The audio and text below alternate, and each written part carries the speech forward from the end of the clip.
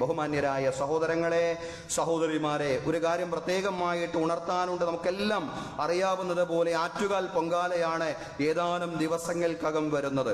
വേറൊരു വിശ്വാസവുമായി ബന്ധപ്പെട്ടതാകയാൽ അതിൻ്റെ ആചാരങ്ങളിലും ചടങ്ങുകളിലും നമ്മൾ പങ്കാളികളല്ല. പക്ഷേ കുറേ സഹോദരിമാരും കുട്ടികളും തിരുവനന്തപുരം നഗരത്തിലേക്ക് അതിഥികളായിട്ട് എത്തുന്ന സന്ദർഭമാണ്.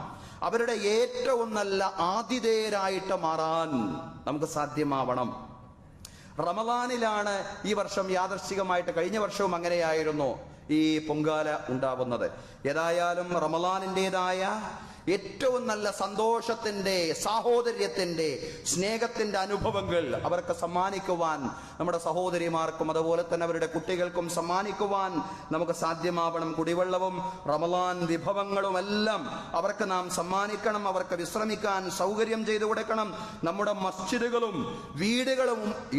മസ്ജിദുകളും വീടുകളുമെല്ലാം അവരുടെ മുമ്പിൽ പൂർണ്ണമായും തുറക്കപ്പെടുന്ന ഒരു സാഹചര്യം തീർച്ചയായും ഉണ്ടാവേണ്ടതുണ്ട്. സ്നേഹവും സാഹോദര്യവും. അതുകൊണ്ട് മാത്രമേ നമുക്ക് ലോകത്തും രാജ്യത്തും വളർന്നു വരുന്ന ഇസ്ലാമോഫോബിയയും വിദ്വേഷത്തെയും പ്രതിരോധിക്കാൻ സാധിക്കൂ എന്നുള്ള പൂർണ്ണമായിട്ടുള്ള ബോധ്യം നമുക്കുണ്ടാവണം സഹോദരങ്ങളെ. അതിനുള്ള ആ ഒരു നമ്മുടെ സ്നേഹത്തിന്റെ, സാഹോദര്യത്തിന്റെ നല്ല നല്ല ആവിഷ്കാരത്തിനുള്ള സന്ദർഭമാണ് ഇതുപോലുള്ള സന്ദർഭങ്ങൾ എന്ന് പറയുന്നത്.